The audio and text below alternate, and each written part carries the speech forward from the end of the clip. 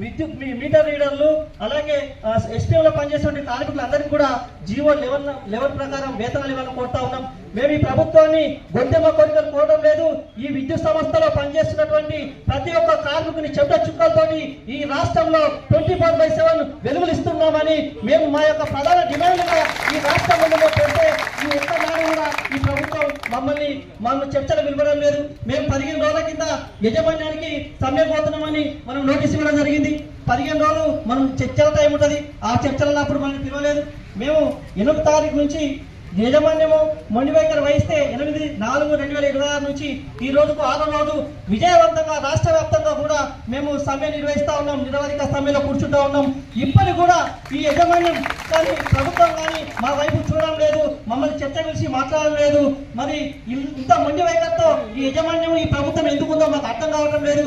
కార్మికుల కోసమే కదా మీరు ఏర్పడ్డది ఈ ప్రభుత్వము.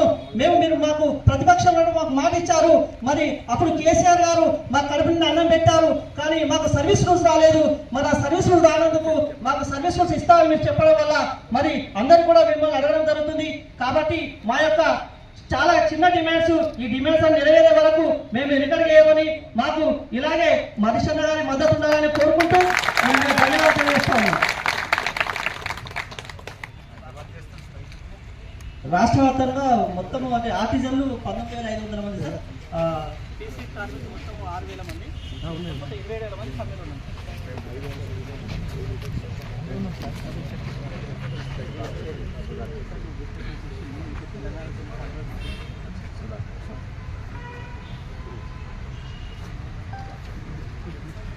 రాష్ట్ర వ్యాప్తంగా విద్యుత్ ఆర్టిజన్ కార్మికులు 6వ రోజు సమ్మె చేస్తూ ఉన్నారు.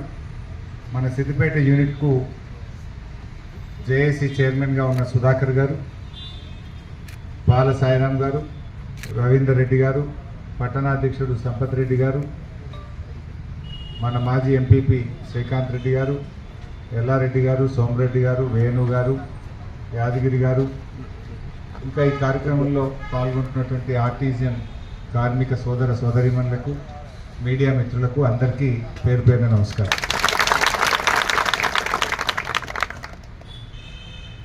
రాష్ట్రంలో అన్ని వర్గాలకు కూడా హామీలు ఇచ్చి ఇది ఇందిరమ్మ ప్రభుత్వం రాబోతుందని, ఇది సోనియా గాంధీ మాట అని, రాహుల్ గాంధీ మాట అని అధికారంలోకి వచ్చిన కాంగ్రెస్ ప్రభుత్వం 2.5 ఏళ్ళైనా ఏ ఒక్క హామీ కూడా నిలుపుకున్నటువంటి పరిస్థితి లేదు. ఆనాడు కేసీఆర్ గారి ప్రభుత్వంలో ఈ కార్మికులను కేసీఆర్ గారు గుర్తించి 26,000 మందికి వేతనాలు పెంచి ఆర్టిజన్లుగా గుర్తించింది ఆనాటి బీఆర్ఎస్ ప్రభుత్వం. 2016 సంవత్సరంలోనే దాదాపు 26,000 మందిని ఆర్టిజన్లుగా గుర్తించి మంచి వేతన ఒప్పందాన్ని ఆనాటి ప్రభుత్వం చేసింది. సరే, కొంతమంది ఈపీఎఫ్ కారణాల వల్ల కొద్దిమంది కార్మికులు మిగిలిపోయినారు. ఎన్సీడీఎల్లో మీటర్ రీడింగ్ కార్మికులను మిగిలిపోయినటువంటి పరిస్థితి ఉంది. సరే, మీరు ఇప్పుడు 2016, 2026 అంటే 10 ఏళ్ళు అయింది. ఈ గవర్నమెంట్ వచ్చి 2.5 సంవత్సరాలు అయింది. వీళ్ళు ఆ రోజు ఏమన్నారు? మిమ్మల్ని ప్రభుత్వ ఉద్యోగులుగా గుర్తిస్తాం, రెగ్యులరైజ్డ్ ఉద్యోగులుగా గుర్తిస్తాం, అన్నీ చేస్తామని చెప్పి ఆ రోజు హామీ ఇచ్చారు. ఇట్లా మీలాగా చాలామందికి ఇచ్చారు. సర్వశిక్ష అభియాన్ అని ఉంటుంది, ఏది స్కూళ్ళల్లో చదువులు చెప్పే టీచర్. సర్వశిక్ష అభియాన్ ఉద్యోగులందరూ సమ్మె చేస్తే రేవంత్ రెడ్డి గారు అక్కడికి వెళ్ళి ఇదో పెద్ద పని, మా గవర్నమెంట్ వస్తే ఛాయ్ తాగినంత సేపట్లో మిమ్మల్ని రెగ్యులరైజ్ చేస్తాను, ఛాయ్ తాగినంత సేపట్ల రెగ్యులరైజ్ చేసేస్తా మిమ్మల్ని అన్నాడు. 2.5 ఏళ్ళలో ఎన్ని ఛాయలు తాగినావు రేవంత్ రెడ్డి? మరి మా ఎస్ఎస్ఏ ఉద్యోగులు గుర్తొచ్చిందా నీకు? అట్లే ఉపాధి హామీలో పనిచేస్తారు. టెక్నికల్ అసిస్టెంట్లు, ఫీల్డ్ అసిస్టెంట్లు, ఏపీఎంలు, ఏపీఓలు చాలామంది పనిచేస్తారు. అసలు మా కాంగ్రెస్ గవర్నమెంట్ రాగానే మీకు స్కేల్ ఇచ్చేస్తాము అన్నారు. మధ్యలో పోతే ఇక అయిపోయింది, జీవోనే వస్తుందంటే పాపం వాళ్ళు స్వీట్లు పంచుకున్నారు, బుక్క గులాలు చల్లుకున్నారు, రేవంత్ రెడ్డికి సీతక్కకు పాలాభిషేకం చేసిండ్రు. 2.5 ఏళ్ళే జీవో వస్తుంది, ఉత్తదే అయిపోయింది. వాళ్ళను ఉపాధి హామీ ఉద్యోగులను అట్లా మోసం చేసింది. అంగన్వాడీ టీచర్లకు 18,000 జీతం ఇస్తాం, రిటైర్మెంట్కు 2 లక్షలు ఇస్తామని మాటిస్తే వాళ్ళు పాలాభిషేకం చేసింది. 2 ఏళ్ళ 18,000 జీతం వచ్చింది లేదు. ఏమైందని అడుగుదామని హైదరాబాద్ పోతే పోలీసులతో కొట్టించుడు, గుర్రాలతో దొక్కించుడు. ఆశా వర్కర్లు మిమ్మల్ని ప్రభుత్వ ఉద్యోగులుగా గుర్తిస్తాం, 18,000 వేతనం ఇస్తాము అని వాళ్ళకి చెప్పారు. మొన్న ఆశాలు అసెంబ్లీ జరిగేటప్పుడు హైదరాబాద్కి వస్తే పోలీసులతో కొట్టిస్తే స్పృహ తప్పి పడిపోయిన పరిస్థితి ఏర్పడ్డది. ఇక మా విద్యుత్ ఉద్యోగులు, ఆర్టీజన్లు పోయినసారి మీరు అక్కడ స్ట్రైక్ చేసింది మన నెక్లెస్ రోడ్లో పెద్ద ఎత్తున స్ట్రైక్ రాత్రంతా చేసింది. ఇక పొద్దుగాల చర్చకి పిలుస్తున్నాం, అయ్యే పోతుంది, ఇక స్ట్రైక్ విరమించుకోండి అంటే నమ్మి మీరు విరమించుకున్నారు. ఏమైనా జరిగిందా? కనీసం మళ్ళీ మాట్లాడింది కూడా లేదు. ఊరట లేదు, ఓ భరోసా మాట లేదు. ఇక లేదు భయ్, కొంతమందికి ఇప్పుడు ఇంత పెంచుతున్నాం, ఇంకొద్దిగా టైం అయిందని అడగాలి కదా, పద్ధతి లేదు కనీసం. ఇక రాష్ట్ర వ్యాప్తంగా 16,000 మంది 27,000 మంది సమ్మె చేస్తున్నారు. రాష్ట్ర వ్యాప్తంగా 27,000 మంది సమ్మె చేస్తే ఈ ప్రభుత్వానికి చీమ కుట్టినట్లేదు. ఇంకా ఏమంటాడు, ఎస్మా చట్టం ప్రయోగిస్తా, సమ్మె చేసేటోళ్ళకి యాక్సిడెంట్లు అయితే మీకు మెడికల్ ఇన్సూరెన్స్ వర్తించదు, మిమ్మల్ని టర్మినేట్ చేస్తాం. ఇదేనా ప్రజాపాలన అంటే? పేరుకు ప్రజాపాలన, కానీ జరుగుతున్నదేంది? రాక్షస పాలన, తుగ్లక్ పాలన. ఒక్క మాట మీద కూడా నిలబడ్డటువంటి పరిస్థితి లేదు. చెప్పుడేమో ప్రజాపాలన. ప్రజాపాలన అంటే ప్రజల మాట వినాలి కదా, ప్రజలకు ఇచ్చిన హామీలు నెరవేర్చాలి కదా. కానీ నువ్వు ఆ రోజు ఏం చెప్పినావు? 6 గ్యారంటీలే కాదు, మేము 7వ గ్యారంటీ ఇస్తున్నాం, ప్రశ్నించే హక్కు, ప్రజాస్వామ్య హక్కును కల్పిస్తాము అన్నారు. ఏడిచ్చినావు 7వ గ్యారంటీ? పాపం ఏమడిగిన మా ఆర్టీజన్లు ఏమన్నా గొంతెమ్మ కోరికలు కోరిండ్రా? నువ్వు ఇచ్చిన హామీ అమలు చేయండి అన్నారు. మిగిలిపోయిన కార్మికులను ఆర్టీజన్లుగా గుర్తించండి అన్నారు. ఎన్పీడీసీఎల్లో బిల్ కలెక్టర్లను గుర్తించండి అని అడుగుతున్నారు. మాకు డిఏ కానీ హెచ్ఆర్ పాలసీ కానీ, మాకు హెచ్ఆర్ఏ కానీ, మాకు ఏదైనా చదువుకున్న వాళ్ళు ఉంటే మా క్వాలిఫికేషన్ తగ్గట్టుగా డిపార్ట్మెంట్లో ఏమైనా ఖాళీలు వస్తే ఆ ఖాళీలలో మాకు అవకాశం ఇవ్వండి అన్నారు. పాలిటెక్నిక్ చదివిన వాళ్ళు ఉన్నారు, ఐటీఐ చదివిన వాళ్ళు ఉన్నారు, ఇంజనీరింగ్ చదివిన వాళ్ళు ఉన్నారు, డిగ్రీలు చదివిన వాళ్ళు ఉన్నారు. ఎవరికి తగ్గ ఉద్యోగం వాళ్ళకు డిపార్ట్మెంట్లో ఖాళీలు వస్తే మాకు వెయిటేజ్ ఇవ్వండి, మాకు అవకాశం కల్పించండి అన్నారు. ఇందులో ఏమైనా తప్పు ఉన్నదా? ఇందులో ఏమైనా గొంతెమ్మ కోరికలు ఉన్నాయా? ఇంకా పైగా మిమ్మల్ని టర్మినేట్ చేస్తాం, మీకు మెడికల్ బెనిఫిట్లు ఆపేస్తాం, మీ మీద ఎస్మా ప్రయోగిస్తాం. ఇదా ఇయ్యాల రేవంత్ రెడ్డి గారు బట్టి విక్రమార్క మాట్లాడు?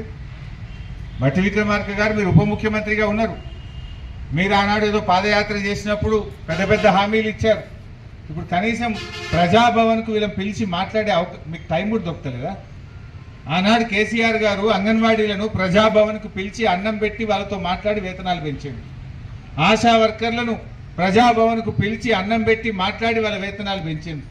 విద్యుత్ ఉద్యోగులు కూడా ఆ రోజు ప్రజాభవన్కు వచ్చి వీళ్ళ వేతనాలు పెంచి ఆనాడు కేసీఆర్ గారు మాట్లాడి నిర్ణయం తీసుకున్నారు. మరి ఆ ప్రజాభవన్లో ఉన్న బట్టి విక్రమార్క గారు ప్రజాభవన్ పోగానే మారిపోయింది. ఆయన ఆర్టీజన్లను కనీసం మాట్లాడే పరిస్థితి లేదు, గుర్తించే పరిస్థితి లేదు, భయభ్రాంతులకు గురి చేస్తున్నారు. అప్పుల మీద ఇప్పుడు ఏం చేసిండ్రు? 3rd డిస్కామ్ అన్నారు. అది ఎందుకు పెట్టింది 3rd డిస్కామ్? అసలు అప్పులు తెచ్చుతాను, దాని పేరు మీద 30-40 వేల కోట్ల అప్పులు లేవాలి, అండర్ గ్రౌండ్ కేబుల్ వేయాలి, కమిషన్లు కొట్టాలి. ఇంతకు మించి ఇంకోటి ఉందా? ఇప్పుడు 3rd డిస్కామ్లో ఏమంటారు? అగ్రికల్చర్ అంతా ఒకటేట, డొమెస్టిక్ అంటే ఒకటి. ఇప్పుడు ఒక ఊరు పోదాం, మందపల్లి పోదాం.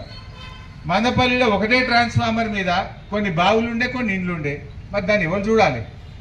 2nd డిస్కామ్ ఒకటి చూడాలన్నా, 3rd డిస్కామ్ ఒకటి చూడాలన్నా? అట్లా ఏ ఊర్లో పోయినా చాలా ఊర్లలో పరిస్థితి ఏముంటుంది? ఒకే ట్రాన్స్ఫార్మర్ మీద ఇండస్ట్రీ ఉంటుంది, అగ్రికల్చర్ ఉంటుంది. ఒకే ట్రాన్స్ఫార్మర్ మీద ఇండ్లు ఉంటాయి, డొమెస్టిక్ ఉంటుంది, అగ్రికల్చర్ ఉంటుంది. దాన్ని ఎవరు చూడాలి? ఒక ఊర్లో ఒక సబ్స్టేషన్ ఉంటుంది, ఆ సబ్స్టేషన్ మీద డొమెస్టిక్ ఉండే, అగ్రికల్చర్ ఉండే, దాని మెయింటెనెన్స్ ఎవరు చూడాలి? 3rd డిస్కామా, 2nd డిస్కామా? అంటే ఒక గందరగోళమైన పరిస్థితి, అయోమయమైన పరిస్థితి. అది ఏమన్నా కానీ ఇక కొత్త డిస్కామ్ పెట్టినాం అని చెప్పి పాత డిస్కామ్ లాభాలు వచ్చింది, ఎందుకంటే దాని మీద అగ్రికల్చర్ ఉండదు, ఇరిగేషన్ ఉండదు, లాభాల్లో ఉన్నదని చూపించి దాని మీద 30-40 వేల కోట్ల అప్పులు తేవాలి, హైదరాబాద్లో అండర్ గ్రౌండ్ కేబుల్ వేసి కమిషన్లు కొట్టాలి. అప్పులు తెచ్చడం మీద, కమిషన్లు కొట్టడం మీద ఉన్న ప్రేమ మా కార్మికుల మీద ఎందుకు లేకపోయే, మా ఆర్టిజన్ల మీద ఎందుకు లేకపోయా అని నేను అడుగుతా ఉన్నా. ఇవ్వాలి మీ అందరికి అర్థమైంది అనుకుంటా. ఈ థర్డ్ డిస్కామ్ ఇప్పటికీ అసలు ఎందుకు పెట్టినో అర్థమైందా మీకు? అసలు ఈ ఒకటే ఊర్లో రెండు పద్ధతులు ఉంటాయి ఎక్కడన్నా? ఏ ఊర్లో పోయినా ఇంట్లో 300-400 ఉంటాయి, బావులే 400 ఉంటాయి. బాయిలకో ఏయి, ఇండ్లకో ఏయి ఉంటాడు ఎవడన్నా? బాయిలకో లైన్మెన్, ఇండ్లకో లైన్మెన్ ఉంటాడా? అంటే ఇది ఆచరణ సాధ్యమా? మరి అన్ని ఉద్యోగాలు ఇస్తావాను? వీళ్ళనే పని చేపిస్తారు, డిప్యుటేషన్ అని 2 ఊళ్ళకి ఒక్కరిని పెట్టి పని చేపిస్తారు. మళ్ళా లేని అంటే కేవలం మీ కమిషన్ల కోసం, మీ అప్పుల కోసం థర్డ్ డిస్కామ్ పెట్టి ఈ రాష్ట్రాన్ని ఆగం చేసేటువంటి పరిస్థితి చేస్తూ ఉన్నారు. ఉన్నారా ఇంజనీర్లు? మరి వీళ్ళనే డిప్యుటేషన్, అటొక్కరిని ఇటొక్కరిని, ఇటొక్కరిని అటొక్కరిని, ఉన్న పని ఖరాబ్ అవుతుంది. అసలు స్టోర్లో మున్పటి లెక్క మెటీరియల్ ఉంటుందా? కేసీఆర్ ఉన్నప్పుడు బిస్కెట్ల లెక్క ట్రాన్స్ఫార్మర్లు ఇచ్చినాం. అరే కేబుల్ అంటే దానికి కావలసిన కండక్టర్ కానీ, ఏబీ స్విచ్ కానీ ఏదంటే అది రప్పరప్పించినాం. ఇప్పుడు నా కండక్టర్ ఉంటే కేబుల్ అది ఉండదు, కేబుల్ ఉంటే ఏబీ స్విచ్ ఉండదు, ఏబీ స్విచ్ ఉంటే ట్రాన్స్ఫార్మర్ ఉండదు, స్టోర్లో మెటీరియల్ ఉండదు, మెటీరియల్ ఉంటే బడ్జెట్ ఉండదు. ఇది తిప్పలైపోయింది. చెప్పుడు 24 గంటల కరెంటు, ఊళ్ళలో పోతే 12-13 గంటలు కూడా వస్తుంది. బాయిల కాడ కరెంటే చక్కగా వస్తలేదు. రైతులకు ఎవరు దొరుకుతారు? మీరు దొరుకుతారు సబ్స్టేషన్ కాడ. మిమ్మల్ని తిట్టిపోతున్నారు రైతులు. ఏమైనా 24 గంటలన్నో మోటార్లు కాలుతున్నాయి. తిట్లేమో ఆర్టిజన్ల వంతు, కమిషన్లు ఏమో రేవంత్ రెడ్డి వంతు. ఎవరు తిట్టు సబ్స్టేషన్లలో? అరే ఎందుకు బంద్ అయింది కరెంట్ అంటారు, మీరేమంటారు మీదికి వెళ్ళిపోయింది అంటారు. మీదికి వెళ్ళిపోయిందంటే ఎదురుగా నువ్వు ఉంటావు కనుక నిన్ను తింటుండ్రు రైతు. ఎదురుగా నువ్వు కనబడుతున్నావు, ఫోన్ లాబెట్టేది నువ్వు సబ్స్టేషన్లా, కనబడేది నువ్వు సబ్స్టేషన్లా. మీదికి వెళ్ళిపోయిందంటే ఒక మీదికి వెళ్ళట్టబోతుందని ముంగటుండే నిన్ను అనబట్టి మీరేమో కమిషన్లు కొట్టుడు, పాపం ఆర్టిజన్లేమో తిట్లు వాడు. ఇట్లుంది గవర్నమెంట్ పరిస్థితి రోజు. అందువల్ల ఇవన్నీ న్యాయబద్ధమైనటువంటివి. నేను ఇప్పటికైనా ముఖ్యమంత్రిని బట్టి విక్రమార్కని డిమాండ్ చేస్తా ఉన్నా, తక్షణమే ఆర్టిజన్లను చర్చకు పిలువండి, వాళ్ళ సమస్యలు పరిష్కరించండి. ఇప్పటికే 6 రోజులు అయింది. జరగరాని ఏదైనా జరిగితే దానికి ప్రభుత్వందే బాధ్యత, బట్టి విక్రమార్కనే బాధ్యత వహించారు. మీరు ఆర్టిజన్ల మీద నెట్టడం తప్పు. సమ్మె అనేది కార్మికుల హక్కు. నువ్వే చెప్పినావు, ప్రశ్నించే హక్కు, ప్రజాస్వామ్య హక్కు 7వ గ్యారంటీకి ఇస్తున్నా అన్నావు కదా. నువ్వు ఇచ్చినావు కనుకనే మేము అడుగుతున్నాం. మేము అందువల్ల వీళ్ళని వెంటనే చర్చలకు పిలవండి. మేము వేస్మా పెడతాం, ఉద్యోగం బీకేస్తాం, లేకపోతే మెడికల్ రియంబర్స్మెంట్ ఆపుతాం. ఇది కాదు కదా. ఇదా ప్రజాపాలన అంటే? ఇదా ప్రజాస్వామ్య ప్రభుత్వం అంటే? తక్షణమే ఆర్టిజన్లను చర్చకు పిలవండి, న్యాయబద్ధమైన వారి యొక్క డిమాండ్లను పరిష్కరించాలని చెప్పి ఈరోజు నేను డిమాండ్ చేస్తా ఉన్నా. లేదంటే ఆర్టిజన్లతో పాటు మేమందరం కూడా బీఆర్ఎస్ పార్టీ తరఫున ప్రత్యక్ష పోరాటంలో దిగాల్సి వస్తుందని కూడా హెచ్చరిస్తా ఉన్నాం.